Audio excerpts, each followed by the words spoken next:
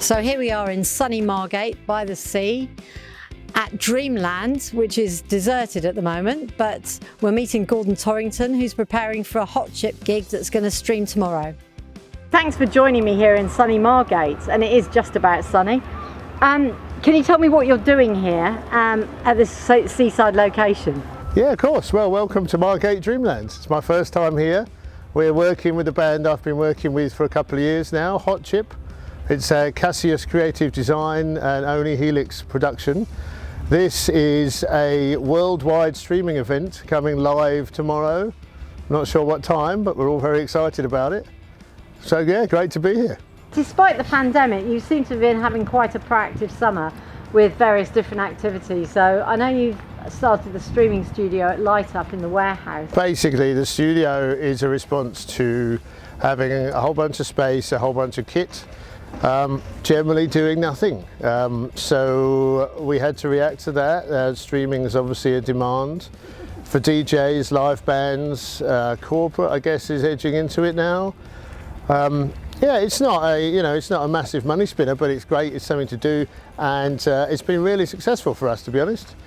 And I believe out of that came the idea for techs on the decks, is that correct? It sure is, yeah. Start of lockdown, I took the DJ equipment home. I used to do that a lot. I wanted to have some fun with it.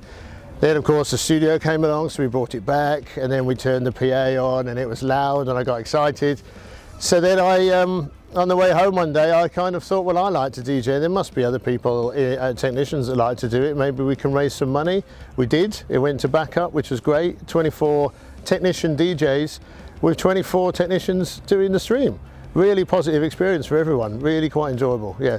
You had a nice production on it, didn't you? We did, yeah. We had two studios. One slightly smaller space with mainly for DJs. One live band space. Which was used by both DJs, and one live band, which is good. Mostly full of Robe gear, to be honest.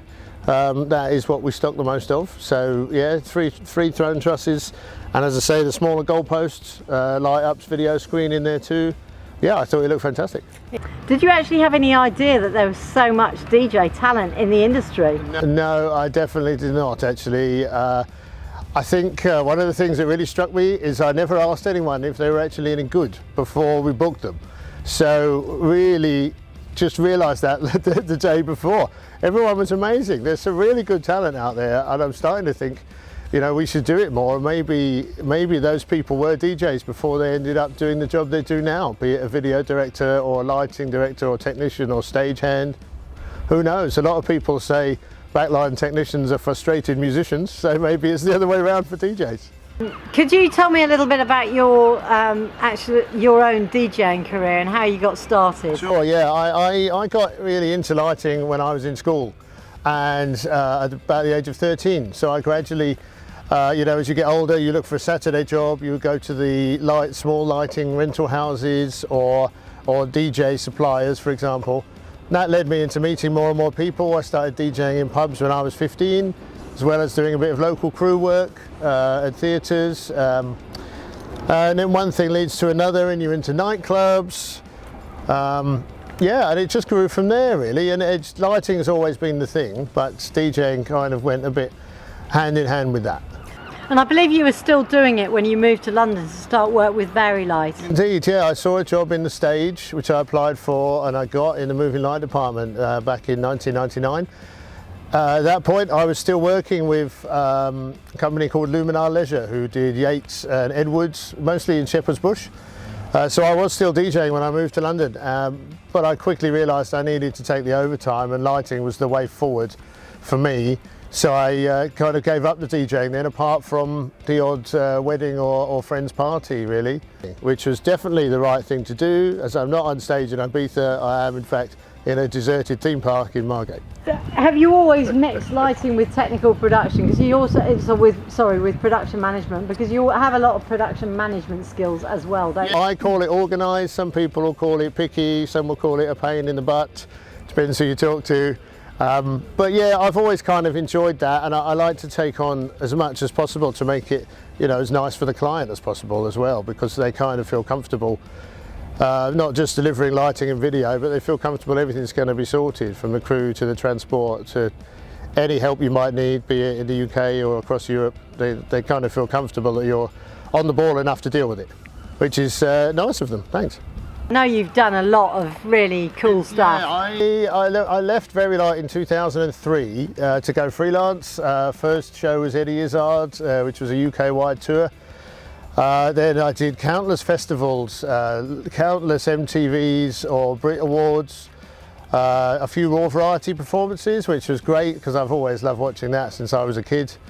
Some really special ones like Live 8, where I was working directly for Pink Floyd, and the Led Zeppelin reunion concert in, oh sorry, those are my fan club over there.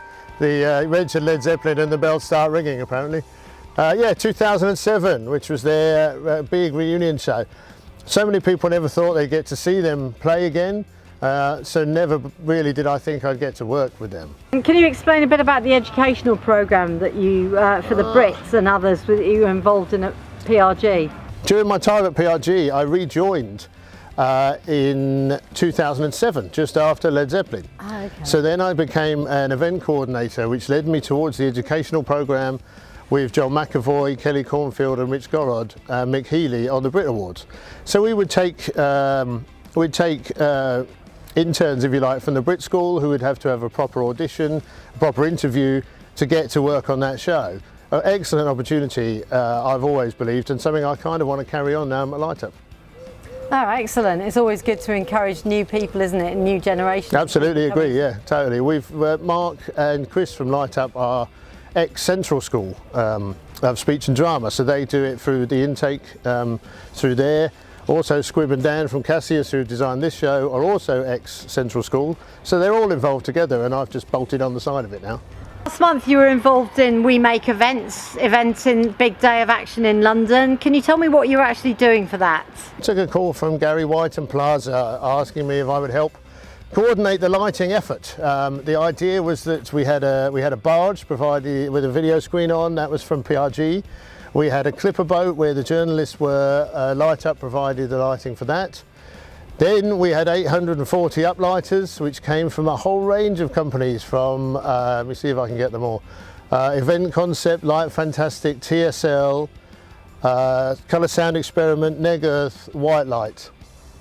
I think that's it, sorry if I've forgotten anyone. Then White Light and Neg Earth lit up the Tate. I put a request on Facebook, we got 40 Lampy volunteers. I've never seen a building lit so fast, it was amazing. And that was really the pinnacle shot, I think, because of the projection on the chimney there. We got a lot of publicity and press out of that. It made the news, it got people talking, people were stopping and asking what was going on the bridges, because that is important that message gets across to the public. You know, if you explain to someone that loves going to a concert that they may not go to a concert again, and they may just assume it's because of COVID. But currently it's not. It will be because the support network around the concerts has essentially collapsed. So what do you actually enjoy most about being in this industry and part of this huge family? I've always enjoyed the surprise, really. You know, you always, especially when you're touring, you go into a different place every day, you meet different people, and when you say goodbye, you know you're going to see them again when you tour through with the next show. And it's always been important to me to say hello and thank you and please and goodbye to everyone, from not just your touring family but the staff and the security really good people to know, especially if you want a door open that's not allowed. So it's great when you go to a big event like the one on the Thames for We Make events. You see so many people. Problem is you run out of time to say hello to everyone. But yeah, it's definitely the family environment. They're a great bunch of people, turn their hand to anything. They're working in the rain, in the wind. Yeah, we moan about it at the time, but we really miss it when it's gone.